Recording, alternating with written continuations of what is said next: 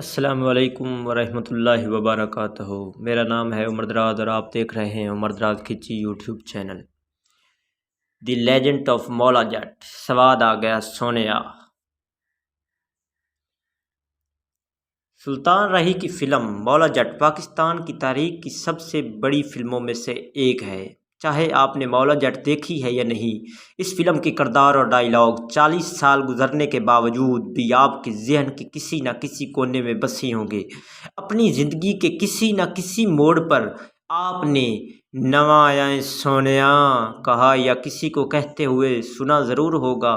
شائقین کے ذہنوں پر ایسا نقش چھوڑ جانے والی فلمیں اکا دکا ہی بنتی ہیں، تو پھر ایسی فلم کو نئے اداکاروں کے ساتھ دوبارہ بنانے کا سوچنا یا تو بہادری ہے یا سراسر بے وقوفی ہے۔ مجھے حال ہی میں ریلیز ہونے والی Pakistani film the legend of Maula جٹ دیکھنے کا موقع ملا، جسے دیکھنے کے بعد مجھے اندازہ ہوا کہ یہ فلم بے وقوفی کے زمرے میں تو ہرگز نہیں آتی۔ جب میں فلم دیکھ کر باہر آیا تو سینما ہال کے عملے نے بتایا کہ ان کے خیال میں نئی والی مولا جٹ انگریزی اور انڈین فلموں کی ٹکر کی ہے۔ موجودہ دور میں لوگ عام طور پر صرف پیسہ وصول فلمیں دیکھنے ہی سینما جاتے ہیں، اور کم از کم میری زندگی میں دی لیجنڈ آف مولا جٹ سے زیادہ پیسہ وصول پاکستانی فلم نہیں بنی۔ کہانی کے اعتبار سے مولا جٹ میں کوئی بڑی تبدیلی نہیں کی گئی۔ یہ فلم اب بھی جٹوں اور نتوں کی دشمنی کی کہانی ہے۔ ظلم اور ناانصافی کے خلاف مولا جٹ کی لڑائی کا قصہ ہے۔ ہاں، البتہ 2.5 گھنٹے کی اس فلم میں کہانی سنانے کا طریقہ نیا اور دور پرانا ہے۔ شروع سے ہی اس میں ہالی ووڈ کی کچھ ماڈرن کلاسک فلموں کی جھلک دکھائی دیتی ہے۔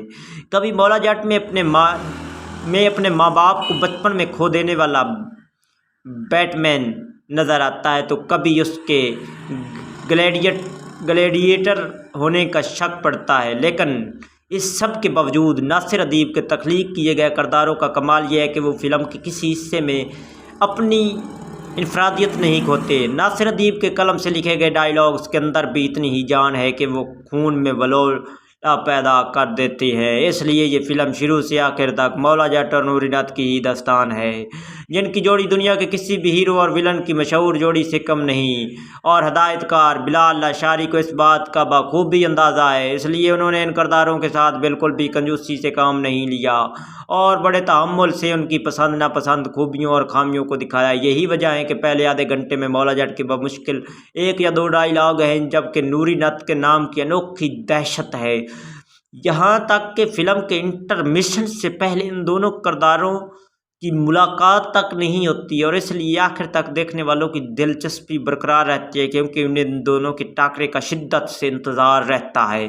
ویسے تو عام طور پر اس طرح کی ایکشن فلموں میں ثانوی کرداروں کو اتنی اہمیت نہیں دی جاتی، لیکن دی لیجنڈ آف مولا جٹ کے اسکرین پلے میں ہر کردار کی کہانی کو اس کے منطقی انجام تک پہنچایا گیا ہے، جس کی وجہ سے فلم میں سطحی پن کی خامی بالکل بھی نظر نہیں آتی۔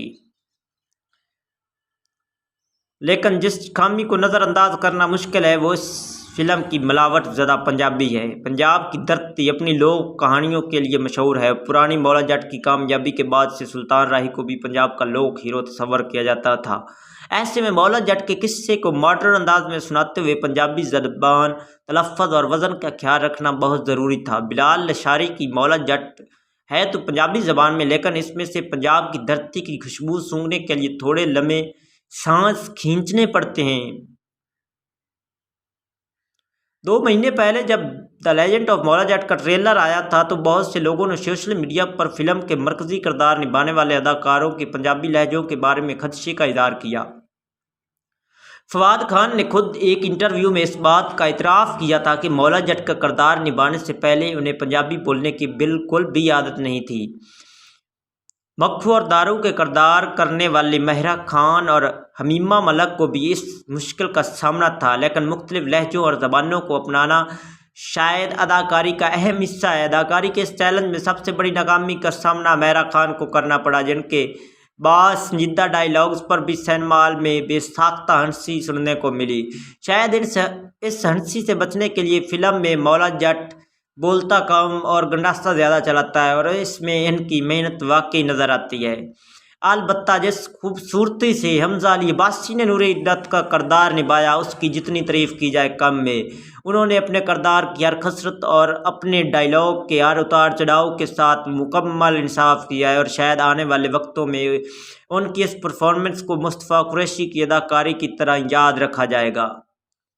دی لیجنڈ آف مولا جٹ کی ایک اور بڑی کامیابی یہ ہے کہ تکنیک کے اعتبار سے یہ ایک مکمل فلم ہے۔ میں اس بات سے بالکل متفق ہوں کہ یہ واقعی ہالی ووڈ یا بالی ووڈ کی ٹکر کی فلم ہے، اور اس لیے پاکستان میں اب تک بننے والی فلموں میں اس کا بجٹ سب سے زیادہ ہے۔ بلال لشاری اس فلم کے ڈائریکٹر آف فوٹوگرافی بھی ہیں، اور انہوں نے ہر فریم کو اپنے تخیل کے مطابق ڈالا ہے۔ اس کے علاوہ تقریباً آدھی فلم کے سینز کو انہوں نے رات میں فلمایا، جس کی وجہ سے پروڈکشن کی خامیاں تاریک کونے قدروں میں چھپ گئی ہیں۔ ساتھ ہی فلم کا بیک گراؤنڈ سکور اور ساؤنڈ ڈیزائن ہر سین کو مزید طاقتور بنانے میں پورا کردار ادا کرتا ہے، اور خون خرابے سے بھرپور ایکشن سینز کی دمک دل میں محسوس ہوتی ہے۔ اسی وجہ سے جب دی لیجنڈ آف مولا جٹ اپنے کلائمیکس تک پہنچی تو میں تب تک اس کی خامیوں کو بلا کر اپنے پیسے وصول ہونے کی خوشی سے مسکرا رہا تھا، اور میرے منہ سے بھی بے ساختہ نکلا